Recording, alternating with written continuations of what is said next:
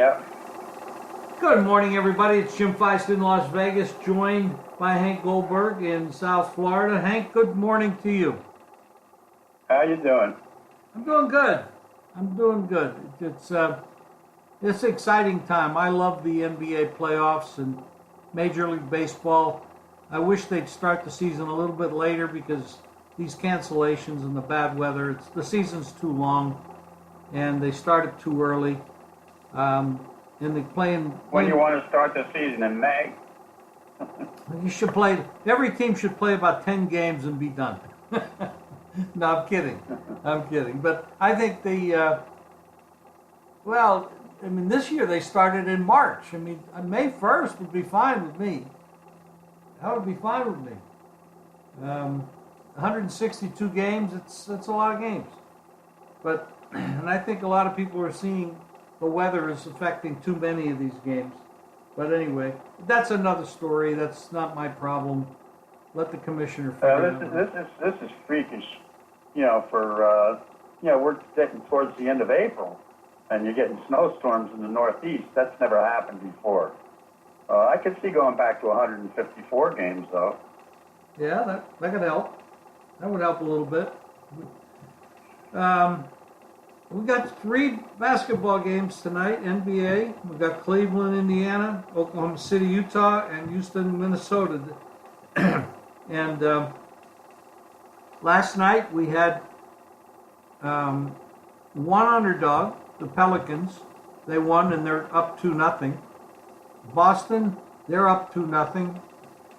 They won at home, covered. And Toronto is also up 2-0, and they won at home and covered. So the NBA, in the past, people used to play the zigzag theory. It hasn't been working very well the last couple of years, and last night it was 0-3. I don't necessarily subscribe to it. In the old days, it did work, and the odds makers started making adjustments. So that took that away. Just like the home dogs on Monday night in football, it was the same thing, and then they made adjustments, and instead of getting 6 points, you're getting 3, and that's what the odds makers do. They're in a battle with the player, and they make adjustments. But got 3 games tonight, Hank, in the NBA. Anything you want to talk about with those games? Yeah, I think I underestimated Boston. I thought without Kyrie they might have trouble, but I'll tell you something. The coach for Boston has just outcoached the heck out of his opponent, who has really panicked, and he's gone to a 11-man rotation for some reason, and he doesn't know whether he wants to go tall or short, and he's really, I think, messed up his team big time, and at least they were competitive in the first game. But in the second game, just Boston, every time the other side, made any kind of a mini run, Boston went on a major run. And, they have no answers for Boston shooting the lights out at home anyway. I mean, Rozier has been unstoppable, and Brown has been unstoppable. They've been shooting the lights out. And these are guys that you didn't really think about during the regular season as being all that great. But they've really risen to the occasion, and they're just crushing the other side. So we'll see what happens when they move out of Boston. But, I took the other side in the series. But Milwaukee, I thought, would play better. But I think that coach has panicked, and he's done a horrible job in this series. And defensively, they just folded. Yeah, and you saw that. I was surprised also with Washington. They played the first quarter last night and lost the first quarter 44-27. I mean, they fought their way back a little bit along the way, and they got closer, but then they lose the game by 11. But overcoming a 44-27 deficit early, where are these guys' heads? I mean, this should be super intensive stuff. Now, granted, they lost 2 on the road, as did Milwaukee. If they go home and they win 2, they're back to where they should be. They still only have to win 1 game on the road and hold home court edge. You know, that's the way it works. But not putting up a good effort in Toronto was really very interesting for me. I mean, I don't know if that team is together chemistry-wise. Washington just seems like they're out of sorts. Yeah, they fought back the next 3 quarters, you know, and actually won the rest of the game by 6 points. So I give them a little bit of hope, but I wasn't impressed. This Toronto team may be exceptional from past Toronto teams, which has a history of not playing well in the playoffs.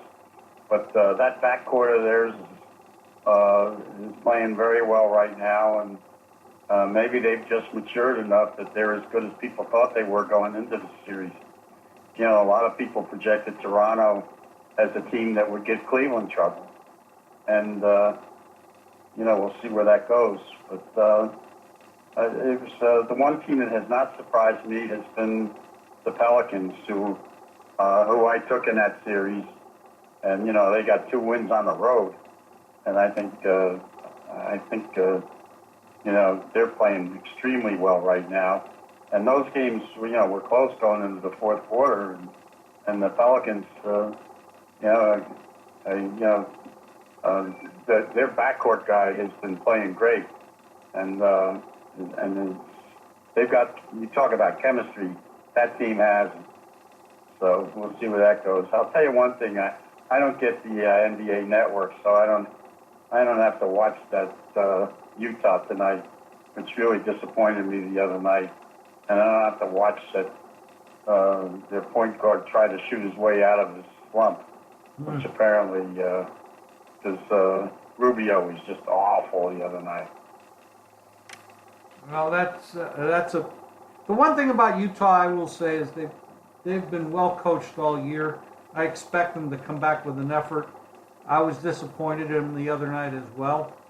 One thing that, you know, there's one interesting game. I mean, just a lot to talk about with Indiana and Cleveland. I mean, Indiana just smoked Cleveland the other day. And, you know, I know the Cavs have had a tough year, a lot of changes, and LeBron possibly leaving at the end of this year, and I think it's almost guaranteed he will. I mean, can you trust Cleveland as a favorite with their lack of defense? They don't play any defense. And Indiana, I don't think Oladipo is going to blow by 30 points again, but the way that Cleveland plays defense, you just never know. Well, I don't trust Indiana that much. I think that the second game theory will probably hold up for Cleveland maybe tonight. But I don't run it off Indiana in this series. I think they have a chance to beat Cleveland. I just don't think Cleveland is up to it. You know, they got real issues on that team, and you know, we'll see what happens. I don't have confidence in either side in that series. But I think, you know, the number's about 8 points. If Cleveland doesn't get it done tonight, I think they're toast. Also, you know, I think, you know, that, you know, out west, I think, you know, now that they're wondering when Curry's going to be back for Golden State, that's something to keep an eye on. But I don't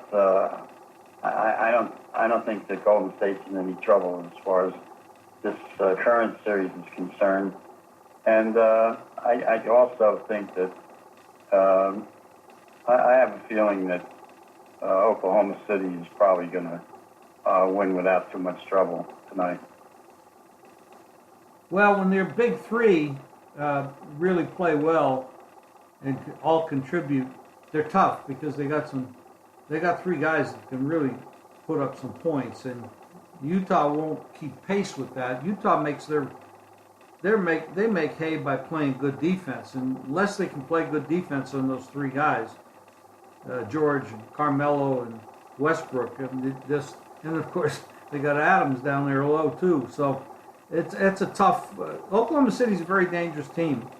They're not getting a tremendous amount of respect in the betting markets because their 5-point opener to they're -5 and then went down 4.5 and 4. So they're still coming in on Utah, even though Utah didn't play that well that first game. Another team that didn't play very well in the first game is the biggest favorite on the board is Houston. They were 11.5 point favorite against Minnesota. They were life and death just to win the game. And I think Minnesota's a better team than their seeding says they are. So I think, based on, they're not an 8 team. They're not an 8 seed in my mind. I think they're a 3 or 4, worst 5. So I think the spread is probably too inflated here for them. Maybe long 8 points might be the right number. I'm not very comfortable with Houston at 10.5 or 11. Houston historically slow starter in the playoffs, and they try. I think that they overpass the ball and they try to share too much, and their big guys don't come through until too late in the game to cover those big numbers. Harden didn't have a particularly great game the other night, but he was dishing the ball off a lot until the fourth quarter when they really needed him. It was kind of an odd game, but we'll see what happens with that series. But it's interesting.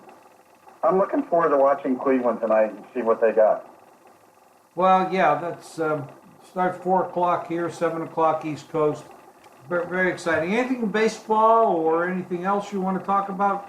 The Angels. There was an interesting story last night with their pitcher, with the next Babe Ruth, who had a little problem with his hand, with his pitching hand, and they were saying that the baseball that's used here is different from the one in Japan, and that he bruised his pitching hand on this baseball in the second inning. And that's a situation to keep an eye on because he had to come out in the second inning, and of course the Red Sox really teed off on them last night. So the Red Sox are hot right now. They're on a streak, and they're tough to beat. They're a good ball club. Dombrowski does a good job, and they may be very tough to beat. The Yankees